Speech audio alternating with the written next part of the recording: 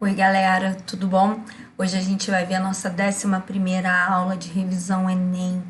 Eu espero que vocês gostem bastante. A gente vai falar sobre pressão versus temperatura de ebulição. A gente vai falar um pouquinho de fenômeno físico e fenômeno químico e um pouquinho de avanços tecnológicos, assuntos que costumam cair no Enem. Antes de começar a aula, eu quero pedir muito a vocês que deixem seu comentário, deixe um like se você gostou da aula, faça, alguma indicação de questão que você gostaria de ver resolução e, se possível, dá aquela combinadinha com o colega, para compartilhar, mostrar para um ou outro amigo seu que esteja precisando de dicas para o Enem, A gente sabe que ciências da natureza, especialmente química, são assuntos que jogam a nota, lá para baixo. Muita gente acaba dando bobeira em questões de química. Química tem sido, sem dúvida nenhuma, a prova com notas mais baixas nos últimos anos. Então eu decidi dar um apoio aí para vocês. Então, se você puder compartilhar, dividir essa aula com os amigos, eu vou ficar bem feliz, tá bom? Vamos começar? Então, primeiro a gente vai falar um pouquinho de fenômeno físico. Teoricamente, é um assunto bem tranquilo, Normalmente é dado no 9º ano. As pessoas dão pouca importância para ele, mas essa questão tinha uma pegadinha que derrubou muita gente. Muita gente acabou caindo na pegadinha que a gente tem aí.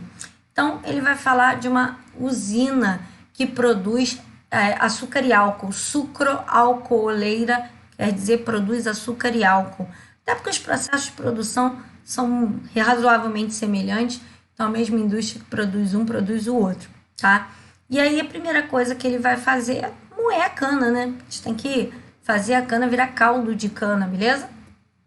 E aí ele diz que antes dela ser esmagada, antes dela ser retirado o caldo, que nem você toma caldo de cana na feira, sabe? Que ele passa a cana por uma moenda e você toma aquele caldinho de cana, é isso aí, é igualzinho, tá? E aí ele vai passar aquela cana que foi colhida por um eletroímã. Aí você vai dizer assim, mas por quê? Por conta do corte da cana, Você imagina que na hora que ela foi cortada, seja manualmente, seja corte mecânico, aquelas lâminas podem ter ficado no meio daquela moenda. E aí você imagina uma moenda com um pedaço de ferro, um pedaço de metal no meio. Vai quebrar a moenda, Então, para evitar que essa moenda quebre, eles passam ela por um eletroímã. E aí, qualquer tipo de lâmina que por acaso tenha quebrado na hora do corte e tenha ficado, é retirada, beleza? Aí depois que você esmaga a cana, aquele bagaço, aquelas fibras que sobram, Ele vai usar para queimar nas caldeiras, ele vai usar aquilo como combustível para gerar vapor para toda a usina. Afinal de contas, o caldo da cana depois vai precisar ser aquecido. E aí a própria cana, o bagaço da cana é utilizado para isso, tá? E aí esse caldo primário, esse que saiu logo após ele moer, ele vai passar por um filtro.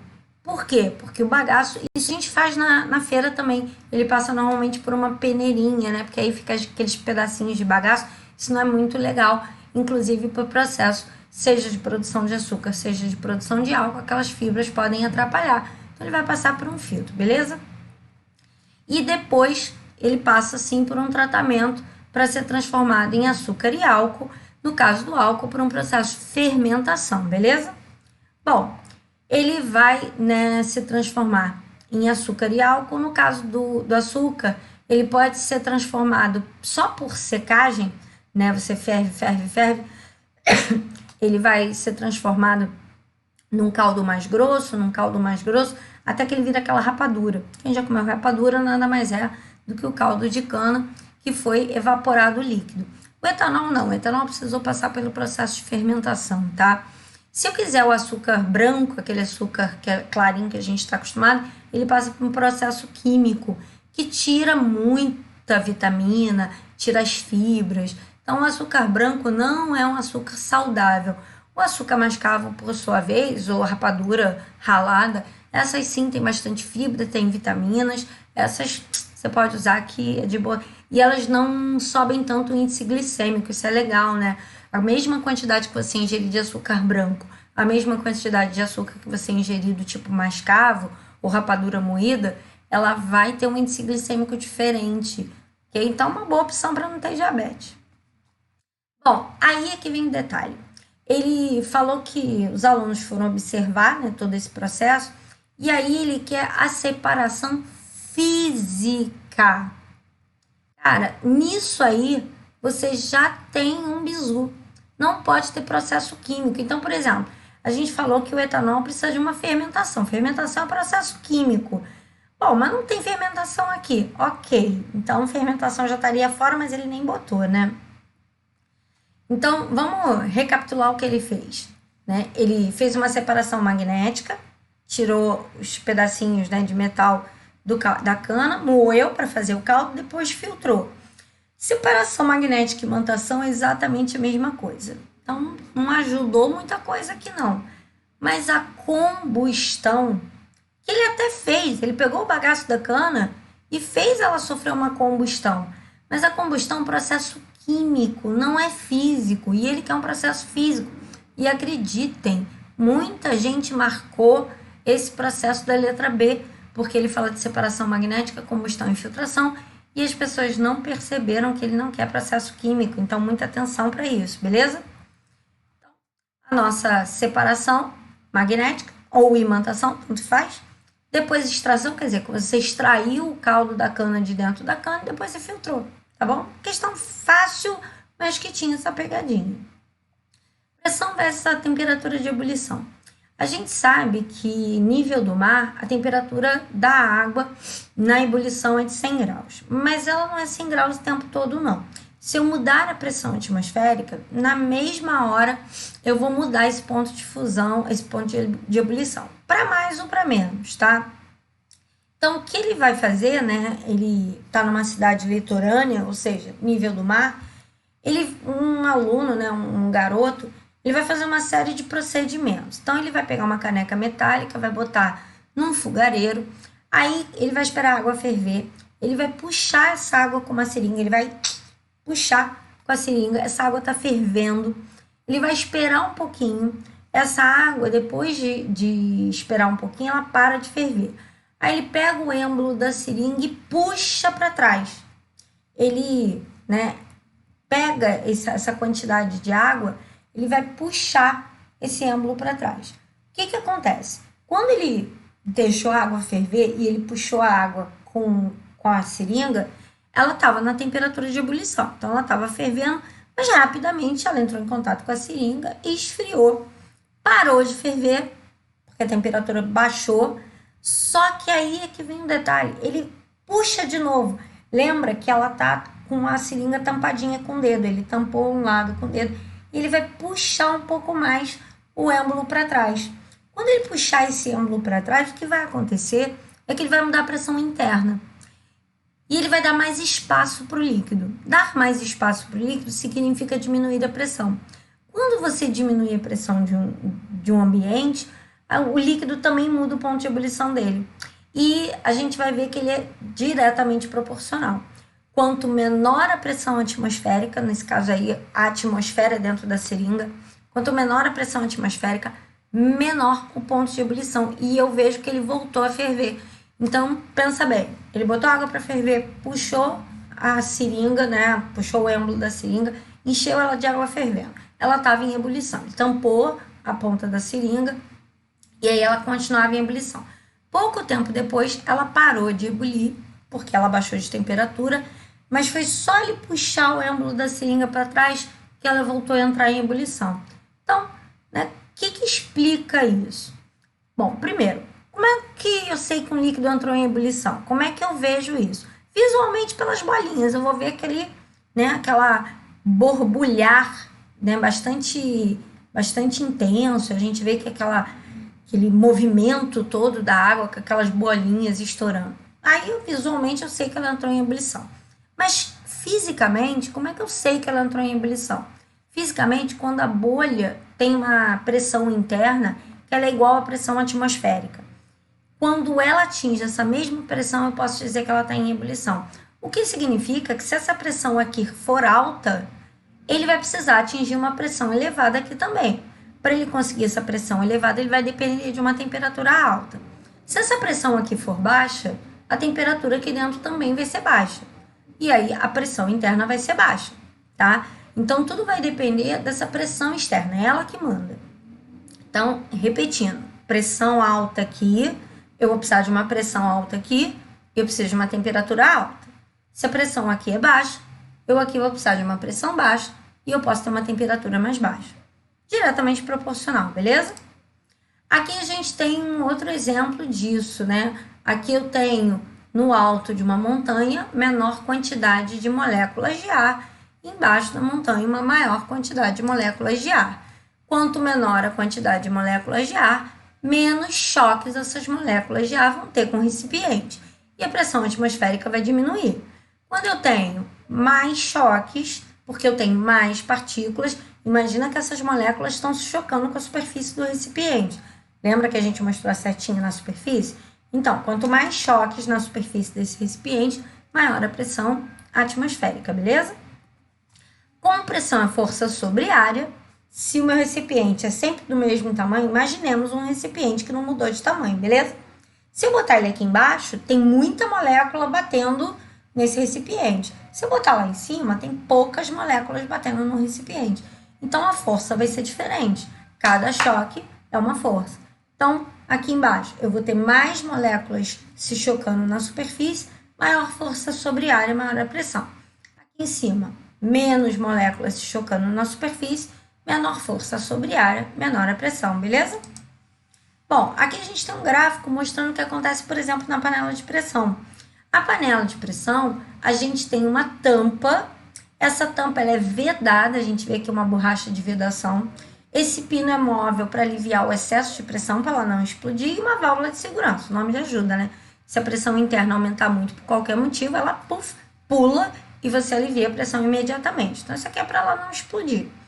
E aí, à medida que o tempo vai passando e ela vai esquentando, eu vou ter um aumento das moléculas do vapor sobre essa panela. Então, ela vai pressionando as paredes dessa panela, aumentando a pressão interna. À medida que eu aumento a pressão interna, eu aumento a temperatura de ebulição. Isso faz com que o alimento cozinhe mais rápido.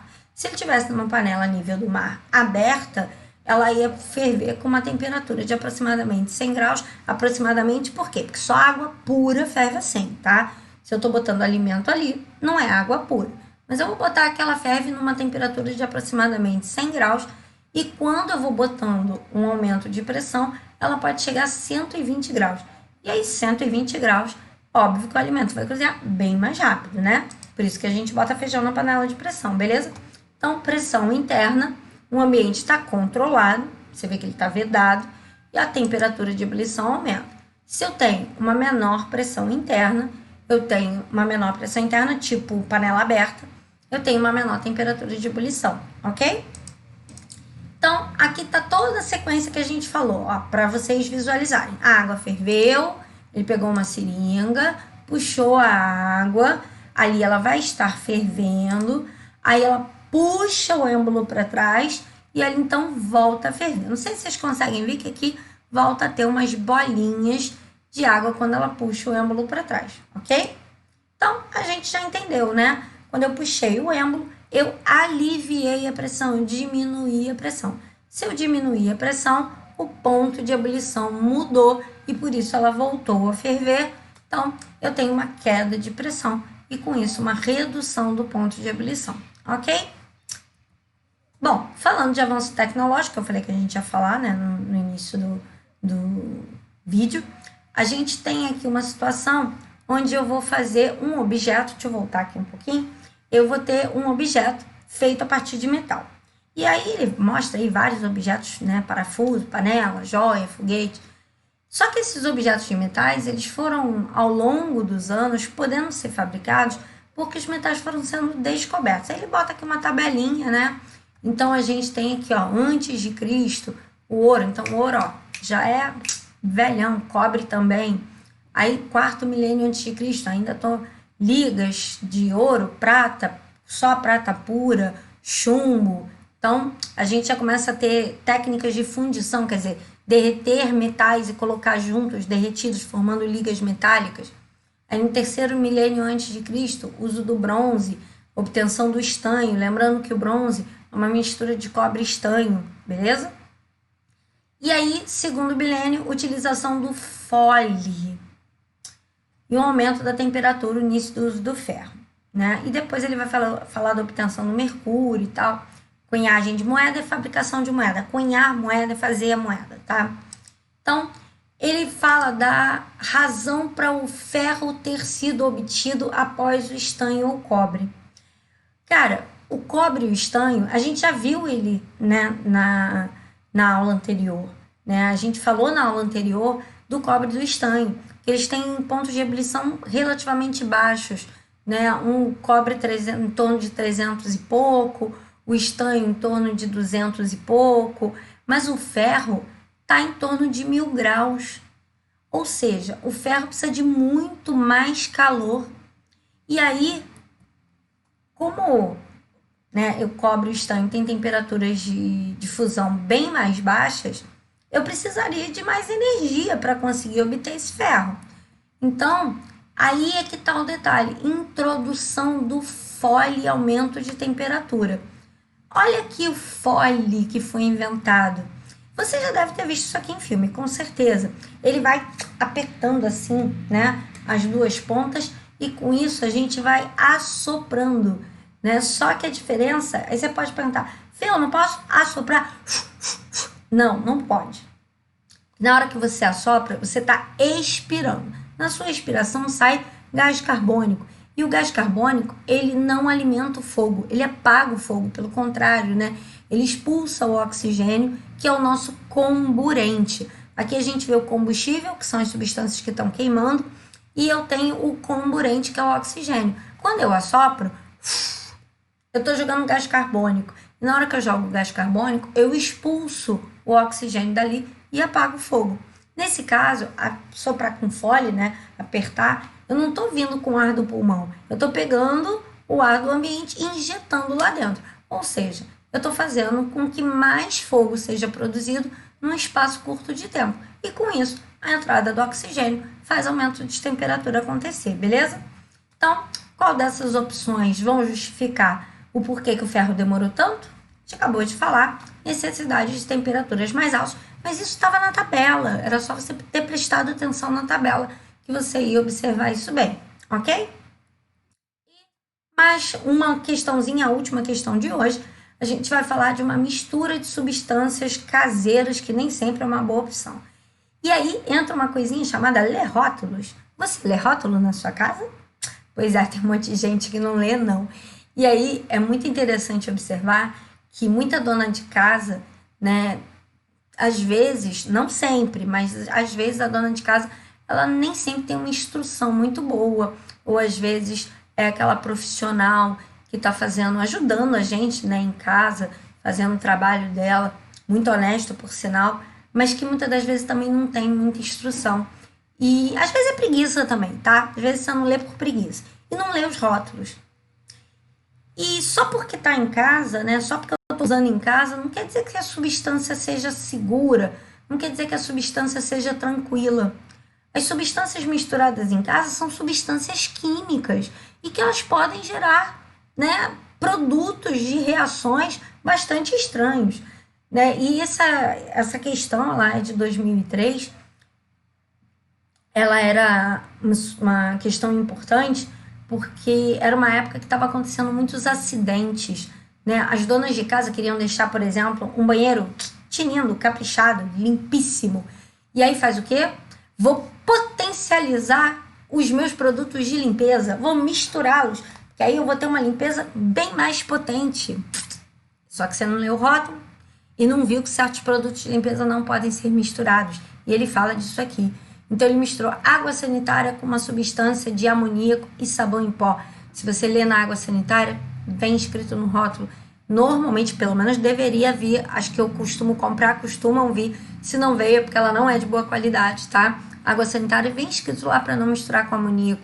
E mesma coisa os produtos de amoníaco, que são produtos de limpeza, que até hoje estão em menor quantidade no mercado, de tanto acidente que já teve, tem menos produto com doses grandes de amoníaco. Tinha uns produtos, né, nessa época aí, até mais ou menos 2005, o cheiro de amônia era muito forte. Só o produto puro, né? Só o produto puro. Só você sentia aquele cheiro de amônia bastante característico. Tudo bem, potencializava a limpeza, era um produto bom para limpar, mas teve tanto acidente, né, que virou questão do Enem, inclusive, e aí ele falou que essa pessoa, né, ela perdeu o olfato, por quê? Porque ela misturou água sanitária com amoníaco, o sabão em pó aí, tadinho, tá de gaiato nesse navio.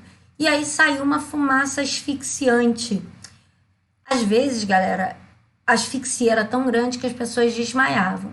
E aí vem a lei de Murphy, né? Você desmaia e a cabeça vai bater num travesseiro fofo? Não. Muitas das vezes a cabeça da pessoa batia numa quina. Isso podia levar até a óbito. E algumas pessoas, infelizmente, tiveram problemas sérios com isso. Por isso essa questão tem uma relevância grande. Então fica aí a dica para vocês. Tá aqui, ó. Não usar amoníaco com água sanitária. Perigo. Aqui tá a reação. Não precisa saber essa reação não, tá? Mas tá aqui, ó, a cloramina, é ela que é o produto tóxico, ela é o produto volátil, com características de cheiro muito forte, ela tem uma toxicidade elevada. E aí, ele vai discutir isso em linguagem, né, científica. Então, a gente já viu que houve uma produção de uma substância química com cheiro bastante forte e, portanto, asfixiante. Então, fica uma dica, não saia misturando produtos de limpeza em casa, sem ler os rótulos antes para ver se pode misturar ou não, tá bom, galera? Bom, meu amor, fico por aqui, espero ver vocês em breve, semana que vem tem outro vídeo, até que a gente complete todo o projeto, como eu falei com vocês, vão ser mais de 200 questões resolvidas dos últimos 20 anos, então, qualquer um que queira tirar uma boa nota em ciências da natureza, química tem sido, como eu tenho falado sempre, né, a matéria mais difícil do Enem, nos últimos anos, a matéria no Brasil inteiro, que a nota tem andado a mais baixa, as questões estão ficando muito difíceis. E por isso eu decidi fazer esse projetinho e tentar ajudar vocês, ok? Então, semana que vem a gente se vê com outro vídeo. Beijo, fui!